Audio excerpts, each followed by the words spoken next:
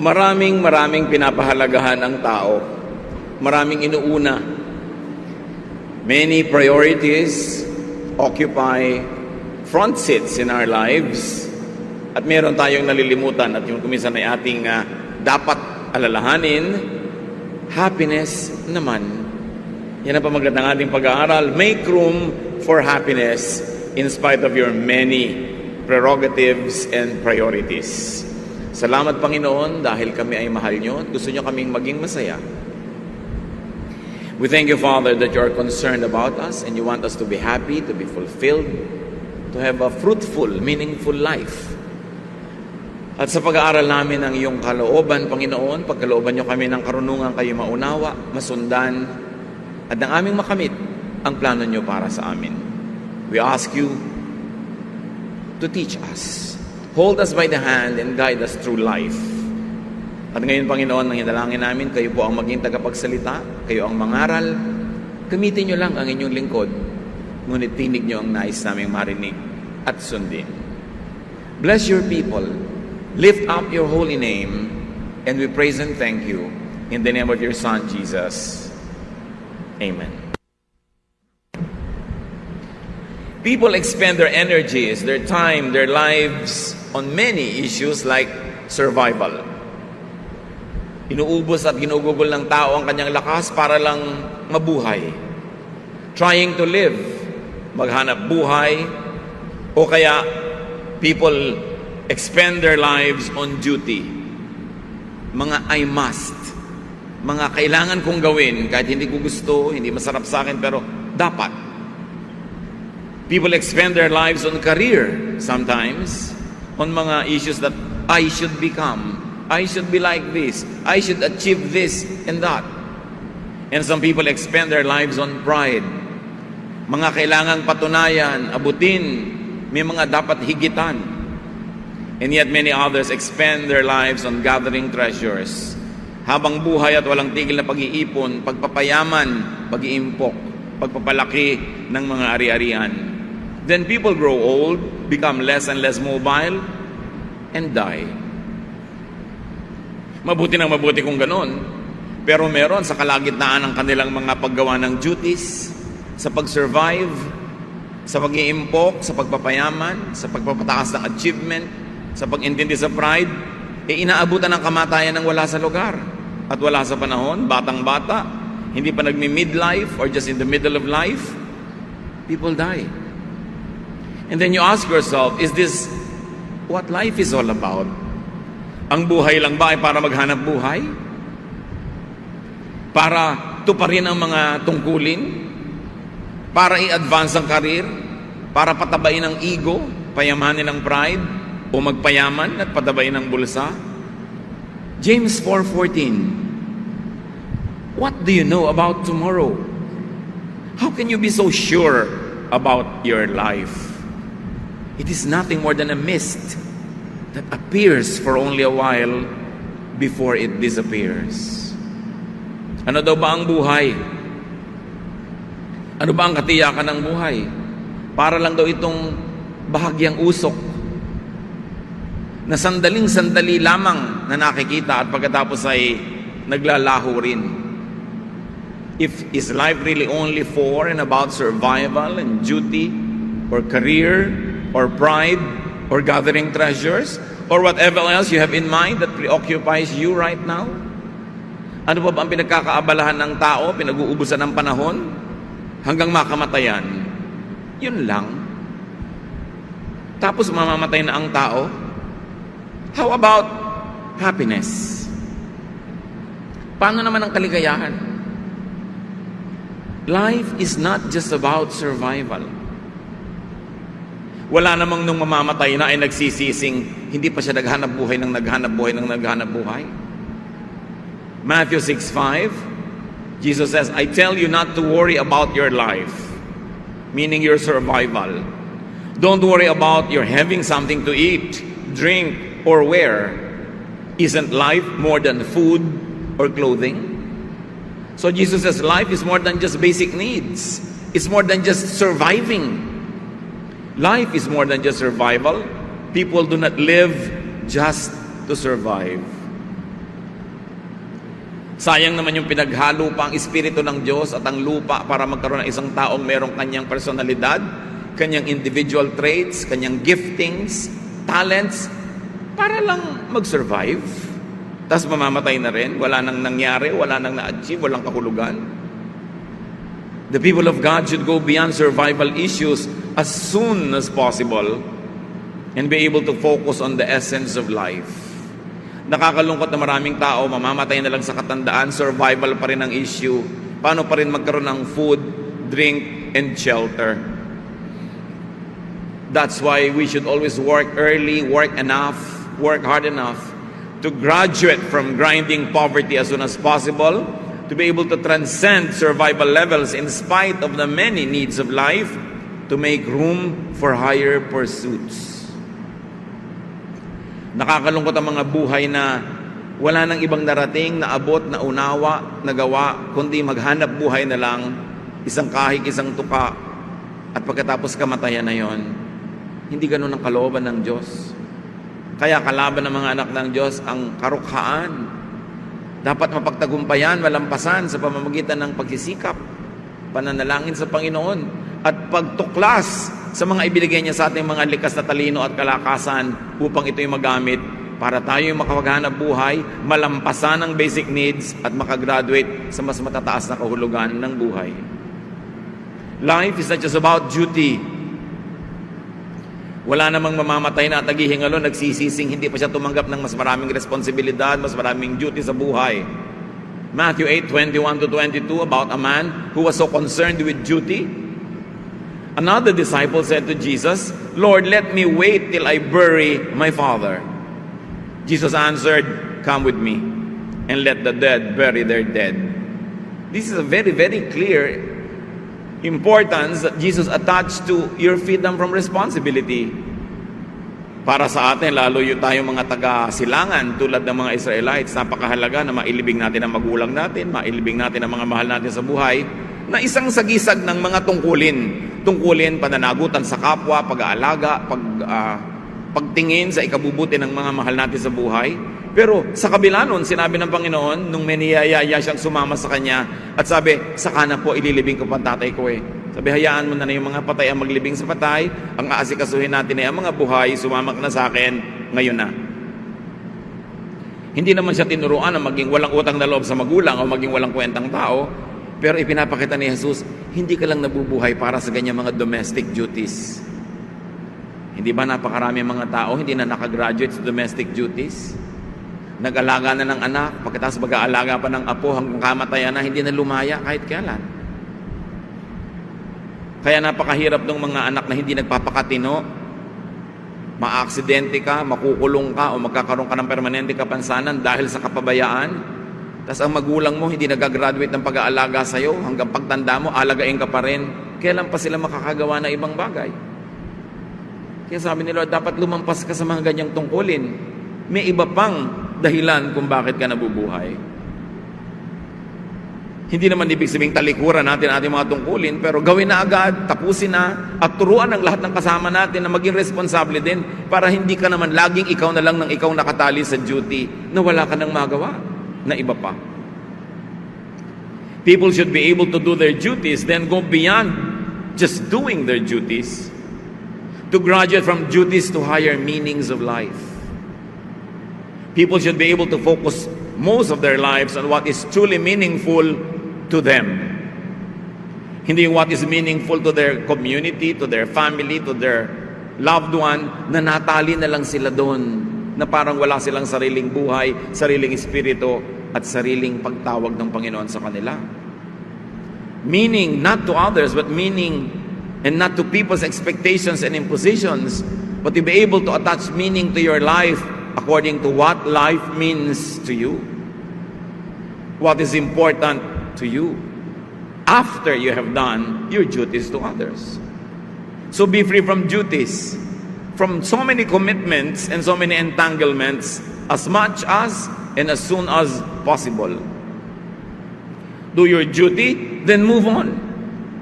Hindi yung mga anak na naging duty na nila na mag-alaga ng magulang, ng kapatid, mamaya pamangkin naman, mamaya mga apo naman ng nanay nila, hindi na sila gagraduate para makamove on naman sa ibang bagay. Do your duty, pay your dues, but don't get stuck with duties, because God wants you to do many other things, especially things that are meaningful to you, because God loves you, and it is important to God what means a lot to you. Pati ang Biblia, marami pong itinuturo ng pagpapalaya sa sarili, kahit pa nga doon sa mga legally bound. Sabi, kailangan makawala ka kung bigla ka natauhan na natali ka pala ng sobra. Proverbs 6:1-5, my child, suppose you agree to pay the debt of someone who cannot pay alone. Then you are trapped by your own words, and you are now in the power of someone else. Here is what you should do. Go and beg for permission to call off the agreement. Do this before you fall asleep or even get sleepy. Save yourself just as a deer or a bird tries to escape from a hunter. Kung bigla ka nagkamali, pumirma ka ng kasulatan, nag-commit ka na mag-guarantee ng utang na may utang, tapos hindi siya makabayad, na-realize mong, di ikaw ngayon na magbabayad. Ikaw ang matatali, ikaw ang mahihirapan. Sabi, kung mawala ka sa usapan na yan, in the first place, hindi ka dapat sumuot at sumuong sa kanyang mga responsibilidad na hindi mo naman kailangan gawin. Call off the agreement is what the Bible says. Save yourself. Escape. Tulad nung kung paano gustong tumakas sa mga ibon na nahuhuli ng mga bitag, kung paano gustong tumakas sa mga usa na nahuhuli ng mga traps, magpumiglas ka, huwag ka magpahinga, magmadali ka, set yourself free. Huwag kang pupunta sa mga commitment na hindi ka tiyak. Kaya nga yung mga lagi nagtatanong sa akin, nakatakda na po ako ikasal pero may duda ako, ano po kaya ang gagawin ko? Call it off! Nakakahiya po, nag-usap na ang mga pamilya, nakakahiya, may ganito na. Mahihiya ka na ngayon, kaysa mahihiya ka next month, maghihiwalay din kayo, kahihiyan din yun. Dahil kung talagang kayot kayo, lumipas man ang linggo o buwan, kayot kayo pa rin yun, magkakabalikan kayo. Paano kung nagpakasal ka agad, hindi ka tiyak? Tapos yung pala, hindi naman siya ang para sa'yo. Hindi ikaw ang para sa kanya. And to make it worse, may iba kang natagpuang siya palang bagay sa'yo. Paano? Committed ka na. Kaya hindi ka agad-agad nagko-commit, lalo yung mga pakasal-kasal na yan, dahil lang kahiyaan. Nagkamali po kami, may nangyari na. Nagkamali na pala kayo, dadagdagan nyo ng pangalawang pagkakamali, magpapakasal kayo nang hindi kayo handa. May magiging pangatlong pagkakamali yan, maghihiwalay naman kayo ngayon. Bakit dadagdagan mo at pahihirapan mo ang tali sa buhay? Life is not just about commitments and duties. Life is not just about career. Merong hindi na matapos-tapos sa pakipagpaligsahan, pakikipag-contest. Na-prove na ang lang dapat ng i-prove, na panalunan na ang dapat ng panalunan, nakuha na ang lahat ng dapat kuhaning tagumpay, ayaw pa rin tumigil. Wala namang nung mamamatay at naghihingalo, nagsisi na hindi pa siya nagdagdag ng karir, nagdagdag ng award, nagdagdag ng ganito at ganong karangalan sa kanyang buhay. Ecclesiastes 4:4, then I realized that we work and do wonderful things just because we are jealous of others. This makes no more sense than chasing the wind. Sabi niya, alam niyo na pag-isip-isip ko, ang daming ginagawa ng tao, na kaya ka lang talagang nagpapakahusay, nagpapakagaling, meron ka lang gustong talunin. Nagpapaka-first honor ka, hindi dahil talagang uhaw na uhaw ka sa karunungan, at gustong-gusto mong matuto, gusto mo lang mas mataas ang grade mo kaysa doon sa katabi mo. Palaki ka ng bahay, hindi naman dahil kailangan mo, kundi dahil gusto mong talunin yung isang kumare mo sa kabilang barangay na ang laki ng bahay. Sabi, ang dami nating ginagawa. Nahihirapan tayo, nagpapagod, nagsasakripisyo, tinitiis na malayo sa mga mahal sa buhay, tinitiis natin na mawala ng mga kaibigan, tinitiis natin ang hirap. Para ano? Para ka lang maging number one? Hindi naman lahat ng nagiging number one masaya. Hindi naman lahat ng nananalo o may napakalaking karir, talagang masaya sa buhay. People should not waste their lives building careers only because they are jealous or envious of others. At kahit ikaw pa ang manalo sa takbuhan na yan, sa takbuhan next year, may mananalo ng iba. Sabi nga ng Desiderata, do not compare yourself with others. For always there will be the better and the lesser person than yourself. So be happy achieving, be happy doing great things, but do not achieve more than you need in life, and do not sacrifice so much just to achieve, just because you are running a contest with the whole of humanity. It is vanity, it is a chasing after the wind. Sayang ang life, sayang ang time, sayang yung months and years. Careers do not define life. Careers can add spice to life. Careers can bring good things to life, but you don't live and you don't dedicate your entire life just to have a career. Life is not just about pride or honor or image. Wala namang namamatay itong naghihingalo, nagsising sayang, hindi ko pa nadagdagan ang pride ko. Sayang, mas hindi ko napaganda ang image ko. Lagi ang pinanghihinayangan, sayang, hindi ako nakapag-Google ng maraming panahon, nakasama kayo ng mga mahal ko sa buhay. Sayang, hindi ako nakapasyal ng mas marami pa. Sayang, hindi tayo tumawa at kumain ng mas marami pang beses, mga mahal ko sa buhay. People work, sacrifice, do all sorts of things just to feed their ego, their pride, and their image. Aanin mo ang image. Ang mahalaga, masaya, payapa, tahimik ang buhay. Marami mga magulang, sobrang i-drive ang mga anak, minsan to the point of cruelty, just because of image, just because of what people will say. Kailangan mag-pretend ka, kailangan mukha kang mahusay for the sake of what people will say. These people that will say things will never make you happy anyway. Dapat mahalaga sa atin, mga kapatid, kung sino ang mahalaga. Sino ang papahalagahan natin? Yung pag natumba ka dyan, yung magbabangon sa'yo. Yung pag nagkasakit ka, mag-aalaga sa'yo. Yung pag namatay ka, maglilibing sa'yo. Yun ang mahalaga. Hindi mga kapitbahay na chismosa. Hindi mga critics sa kailangang impresen. Ang mahalaga, yung taong nagpapahalaga rin sa'yo. Kadalasan nalilimutan natin yon. In our strive for pride, for honor, for image, we neglect, and sometimes we are even cruel to those who love us. Aanin mo ang paghanga ng madla. When you talk to everyone, you talk to no one. When everyone adores you, it doesn't mean any one of them in particular loves you.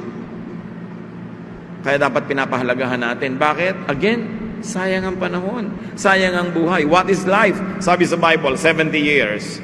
At kung malakas ka, 80. Kung sobra kang pinapalad, baka madagdagan pa. Pero pagkatapos noon, the dust returns to the ground where it came from, and the spirit returns to God. Sayang yung buhay kung hindi ka naging masaya. Kung hindi ka nagpasaya ng mga nagmamahal sa'yo, at hindi ka naging mapayapa at tahimik. Feeding one's pride is a waste of time, talent, and energy, and a waste of life itself. 1 John 2:16, our foolish pride comes from this world, and so do our selfish desires and our desire to have everything we see. None of this comes from the Father.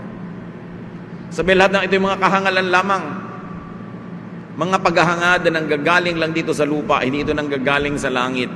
Wala itong kahihinatnan at walang mapapalang mabuti ang mga taong gugugulin ng panahon nila sa pride of life, lust of the flesh, and lust of the eyes.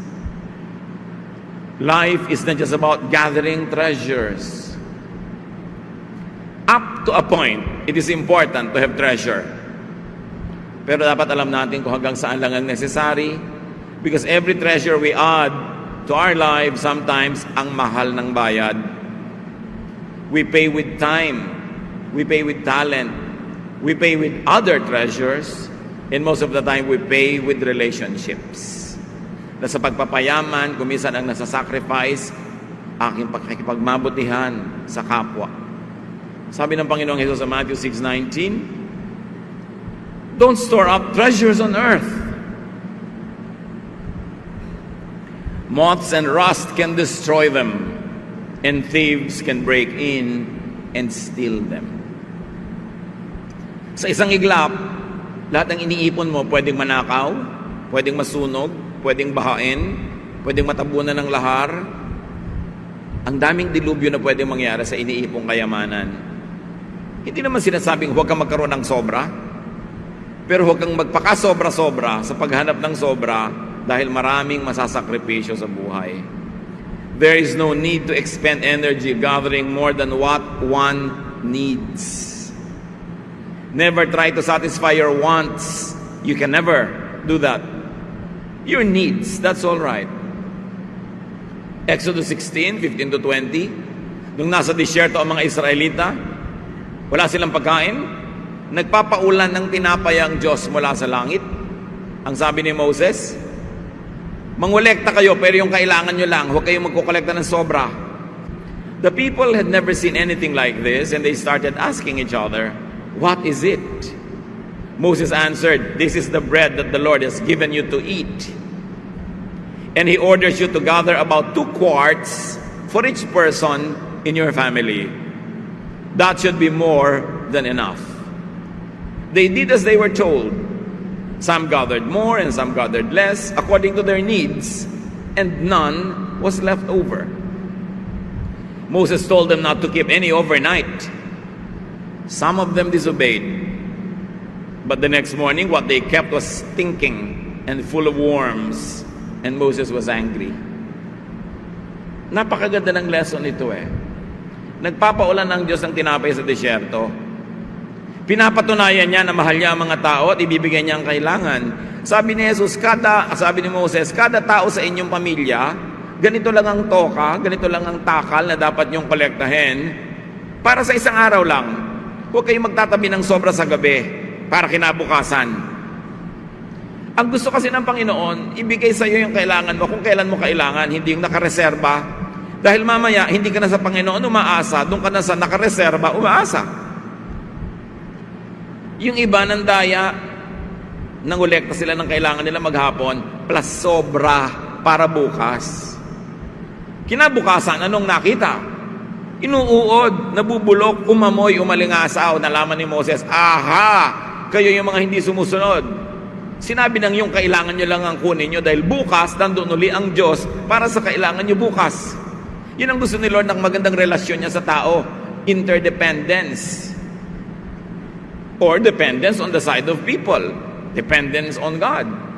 Pero yung iba, ginagamitan nila ng utak, I will collect more. Iba na yung may nakatabi. Pero dahil yun ang hindi gusto ng Diyos, nabulok ang mga itinatabi nila. At hindi ba? Kahit naman sa buhay natin mga kapatid, kung minsan ang dami mong itinabi, sa kagustuhan mong dun umasa ng security, pero wala, nananakaw, nadedenggoy, nawa 1, 2, 3, nauutang ng iba, nawawala rin. Hindi maasama na mag-ipon ng konti.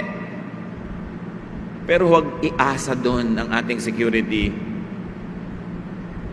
Tomorrow will have needs, and the needs of tomorrow will be met by our God, who is still God tomorrow. Para hindi tayo sobrang maaligaga at mapagod. May oras ng trabaho at oras ng pahinga kada araw, kada linggo, kada buwan. Huwag patayin ang sarili sa sobrang pag-iimpok para sa darating na bukas na maaaring wala ka na pagdating noon dahil sobra ka nang napagod. Sa Luke 12, 15 to 21, sabi ng Panginoon, then He said to the crowd, don't be greedy. Owning a lot of things won't make your life safe.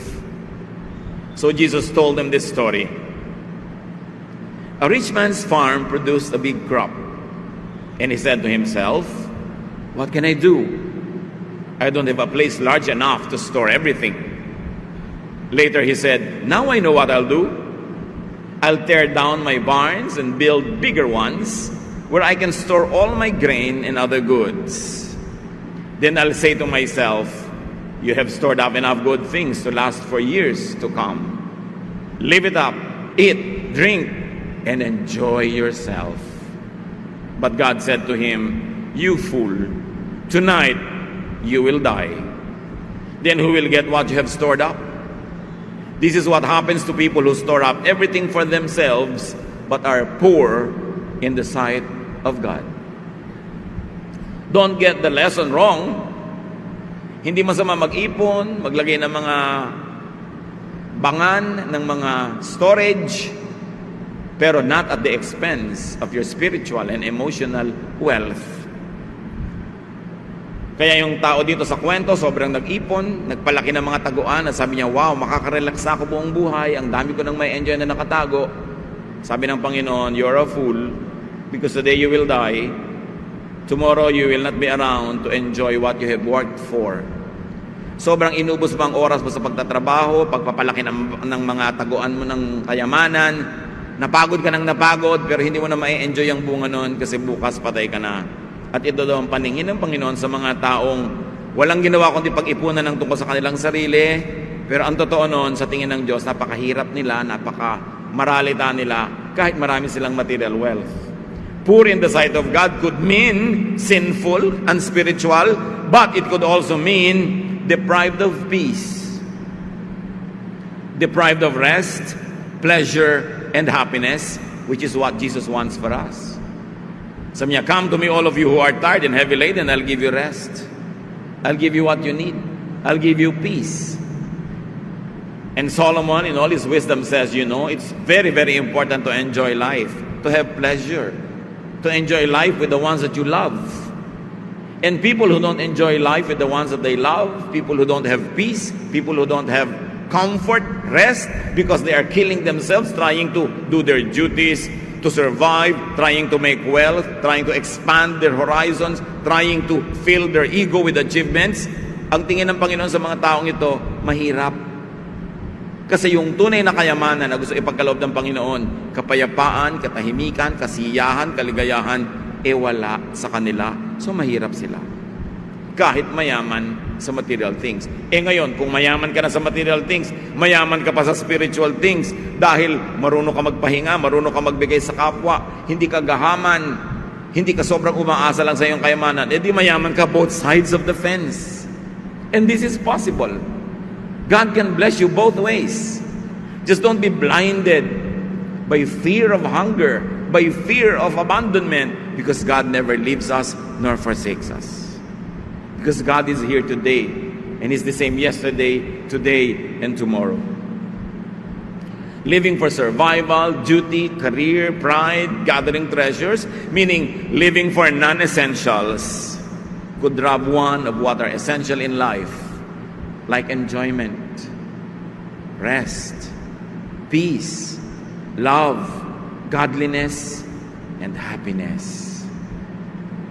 The wisest man that walked the face of the earth, definitely the biggest giant in terms of wisdom in the Old Testament, Solomon says, this is what life is all about. Be happy and enjoy it.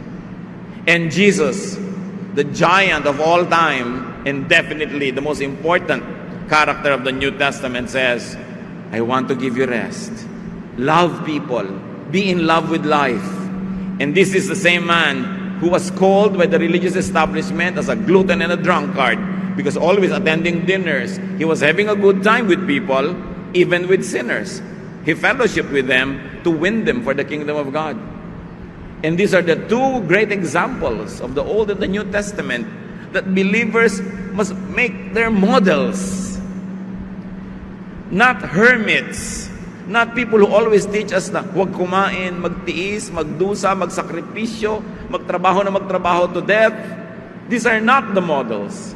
Jesus, the perfect example, was a man who had a balanced life. He knew how to be with people, how to enjoy with people, and the people around him obviously enjoyed him too. Kaya sila ay palagay ang loob sa kanila. Then what life is for? Live to do God's will. Live to enjoy. Live to be happy. Yun ang mayaman sa tingin ng Diyos.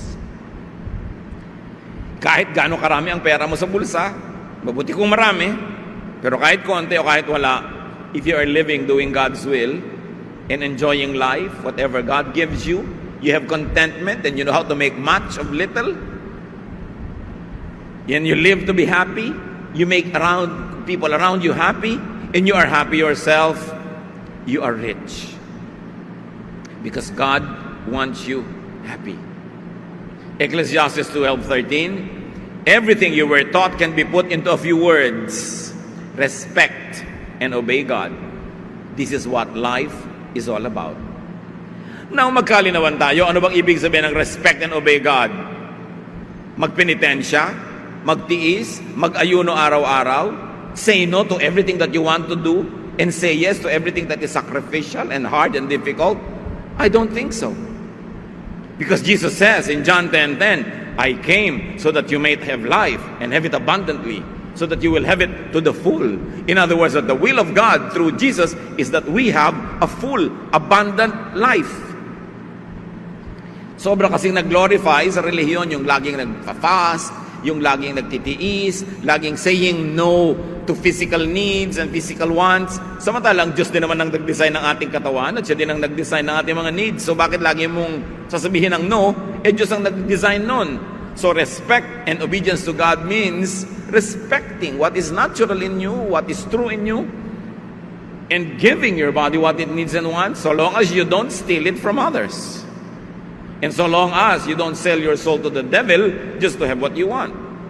But to keep on denying yourself, hurting yourself, is really the opposite of respecting God who wants you to be happy.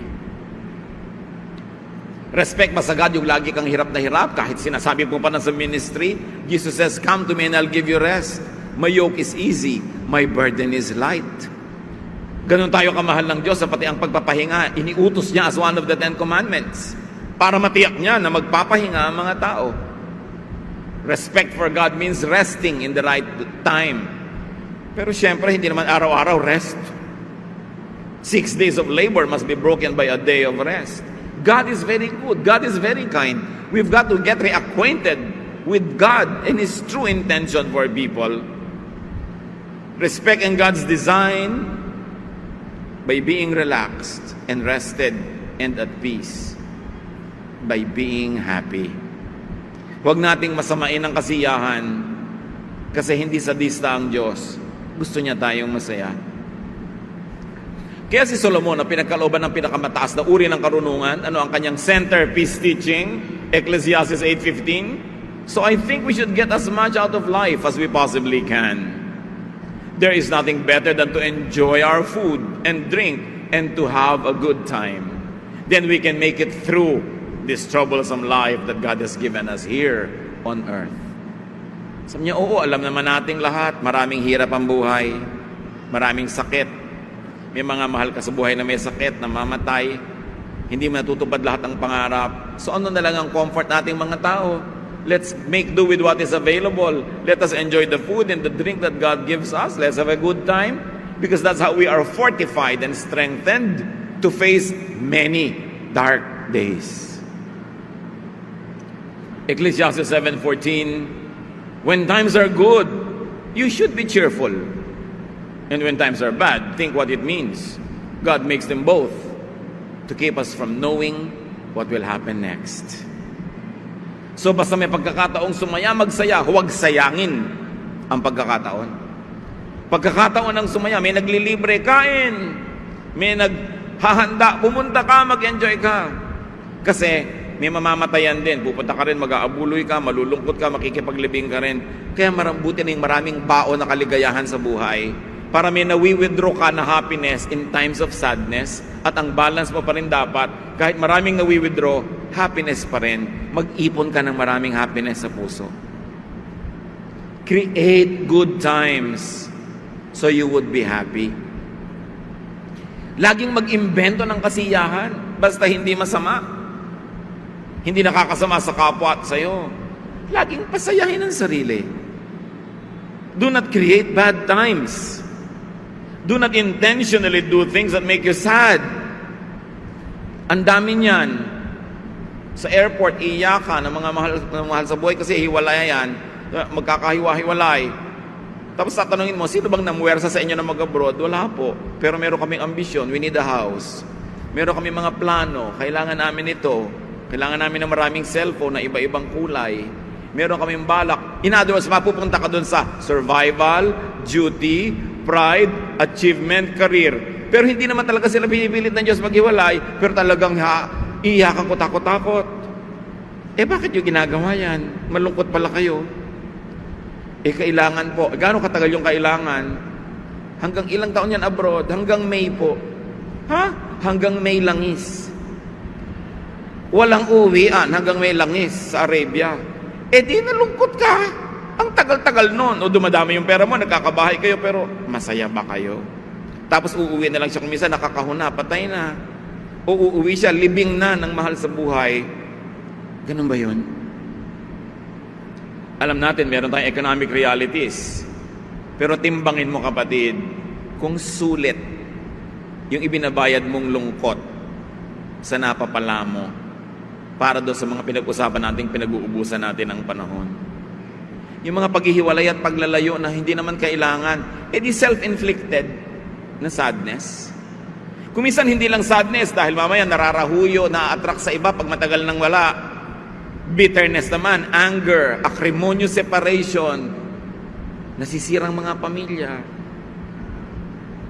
Isipin kung sulit. Paggawa ng mali, pagsira sa sarili, sobrang bisyo, pagpapatalo ng mga kinikita sa mga pagsusugal. Sasaya ka ba sa ending niyan? Ang daming bayad niyan. Siyempre, pag nagbabayad tayo, marunong ka dapat debit, credit. Sulit ba? Ano yung mga naging credit sa buhay ko nito? Kailangan iniisip. Ang mahalaga, masaya. Some basic needs have to be met, and beyond that, you should prioritize being happy. Lagi mong itatanong, kapatid, nakakapagpasaya ba yan? Sabi ng asawa mo, yung manugang mo, kailangan nating kontrolin, ganyan-ganyan, ganyan-ganyan. Pero ang itatanong mo, nakakapagpasaya ba yan? Gagawin mo na yan, my wife, sa ating manugang. Sabi ng wife sa anak, sa kanyang asawa, huwag na tayong pumunta sa birthday ng nanay mo. Ang nanay mo nakakainis, bla bla bla. Pero ang tanong, nakakapagpasaya ba yung gusto mo? O malalayo ang loob mo sa magulang ko, mahahati ako, mag-aaway-away tayo. Nakakapagpasaya ba yan? Pati sa mga ginagawa natin sa buhay, gusto natin napaka-engranding debut. Ang itatanong nyo, sasaya ba tayo o may stress? Magkakanda utang-utang tayo para maghanda ng kutakot-takot. Nakakasaya ba talaga yan in the long run? Kasi dapat nakakasaya. Huwag tayong umimbento ng mga activities na nakakapagpalungkot. Like, nag-away kayo, binabati ka na, ayaw mo pa. Nakakapagpasaya ba yan? Ba't di ka nalang makipagkasundo na para sumaya na kayo? Ay, ayoko pa. Di huwag ka na makipagkasundo buong buhay. Hindi naman, makikipagkasundo rin ako next month. Ba't tatagalan mo pa? Di ngayon na. Para sumaya na kayo. Bakit tayo gumagawa ng lungkot? Sa dinami-rami ng ginagawa, mga kapatid, sa inaatupag at inuuna, happiness naman. Sabihin nyo nga, sa katabi nyo yun. Kung sa pamilya nyo, laging nag-aaway-away, nag-aaway ng konting mana, bulok na piano, isang dangkal na lupa sa kuko. Sabihin nyo, mga kamag-anak kayo, happiness naman tayo. Tama na yung mga gulo na yan, bigaya na lang dahil magkakandamatay na tayo, tatanda na tayo. Happiness naman. Tama na yung sobrang mga sakripisyo, gulo, contest. Dapat happiness naman. Para kung namatay ka, nakangiti ang iyong bangkay. Kasi nakakita na ba kayo ng bangkay na nakaratay na nga ganun sa kanyang kabaong, mukha pa rin talagang nahihirapan. Kasi nakamatayan na ang hirap. Pasayahin ang buhay. Yan ang gusto ng Diyos para sa atin. Let others live to do God's will, not yours. At syempre, sa pagpapasaya ng buhay, hindi lang buhay mo, buhay din ng kapwa. Do not dominate others. Hayaan mong hanapin nila ang pangarap nila, sundin nila ang kagustuhan nila, ibigin nila ang gusto nilang ibigin, mahalin nila ang gusto nilang mahalin. Kasama yun sa pagpapasaya ng buhay. Hindi dinidikta sa mga anak kung sinong mamahalin nila. Bagamat we can advise, and because of experience, many parents can detect a problem in-law to be. Kaya makikinig kayo mga anak sa mga magulang, but at the end of the day, yung magpapakasal, yung iibig, ang magpapasya. At ano man ang gawin niyang pasya, lalo't pinakasalan na at asawa na, mga biyanan, tanggapin nyo na ng buong buo. Kasi asawa na yan ang anak nyo. Magulang ng inyong apo. Ayaw nyo pang tanggapin, iniirap-irapan nyo, sinisipa-simangutan. Nakakapagpasaya ba yan? Yun ang tanong. Ano ba makakapagpasaya? Di tanggapin mo na. Total, miyembro na ng pamilya mo. Nakakabit na sa kanya yung apelyido nyo ng inyong marangal na angkan. Di tanggapin mo na para masaya. Do God's will, not yours. Let others live to enjoy their way in their terms, not in your terms. Malakas magpalungkot yung dinodomina mo ang kapwa. Ikaw ang nagdidikta sa kanya kung paano siya mabubuhay. Not even God does that. Let others live to be happy. Gawin nating ministry, mga kapatid, magpasaya ng kapwa. Yung iba ang daming ministry sa church, ha? Makuba-kuba na sa ministry. Wala nang oras sa sarili at sa pamilya sa ministry. Pero wala namang napapasaya. Yung iba nga ang ministry pa, mamintas. Mang chismis, mang judge. Look, magpasaya tayo ng kapwa. Ang magandang mission yon. Kahit wala kang doktrina, kahit wala kang official title, pag nagpapasaya ka ng kapwa, ang tingin sa iyo ng Diyos, ang galing-galing na worker, ang yaman-yaman, ang buti-buti. Kasi ang ministry ni Jesus, magpasaya ng tao. Tumanggap ng tao, magmahal sa tao. Set people free, especially if you have the power over them. Power is given by God. Use power to act like God, and God loves. God sets free. God nourishes. Kung tayo nakakahiram ng kapangyarihan, ano man yon, gamitin natin para magpasaya, hindi para magpalungkot. Gamitin natin para magbigay, hindi para magnakaw sa kapwa. Gamitin natin to make the world a better place. And always ask the question, pampasaya ba yan?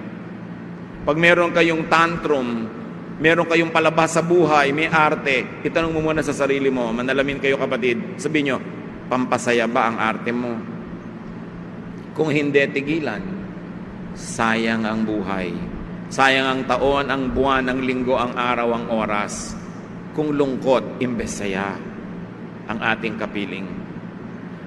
Sa mga puro na lang survival, duty, career, pride, gathering of treasures, happiness naman. Life is short. Happiness for you and your loved ones, and very especially, happiness for those who love you. Pasayahin natin yung mga nagmamahal sa atin. Huwag natin silang laging punuin ng worry, pag-aalala. Patahimikin natin ang loob nila. Mga anak, kung gusto ng mga magulang yung umuwi kayo ng maaga para mapayapa ang loob nila, pasayahin nyo sila. Huwag nyo papag-alalahanin. Be responsible parents para ang mga anak hindi natatakot, na-insecure about their future. Alam nyo, yung nagtatalo at nag-aaway ang mag-asawa, na-insecure ang mga anak, baka maghiwalay sila, paano kami? Be kind to those who are around you. Why do things that prevent happiness? This is the greatest deception of the devil. When you are induced to do things that make you and other people unhappy, this is not the work of God. This is the deception of the evil one. Why do things that cause unhappiness? Ama namin, salamat sapagkat kayo'y mahal namin at mahal nyo kami. Salamat dahil gusto nyo kami maging maligaya sa buhay. Ipamukha nyo sa amin kung anong mga pagkukulang namin na lumilikha ng lungkot sa aming sarili at sa kapwa. Turuan nyo kami maging responsible para sa aming sarili, para rin sa iba, para mas maraming sumaya, mas madalas, mas tumagal ang kasiyahan, at maharap namin ang lahat ng hamon ng buhay na cheerful, empowered by you and by your love. And Lord, as we make others happy, as we make ourselves happy in good ways, may we glorify you and may we give you delight. Pagbulay-bulayan natin sumandali mga kapatid ang kahulugan ng mga pinag-aralan natin na ito at hingan sa Diyos ng application sa pang-araw-araw na buhay. Let's bow before the Lord and spend some time in silence. Oh Lord, teach everyone, kayo na nakakaalam ng bawat detalye ng buhay ng bawat isa, teach us how we can be happier and how we can make other people happy. And we thank you that you want us to be happy. Be alone with the Lord in silent reflection.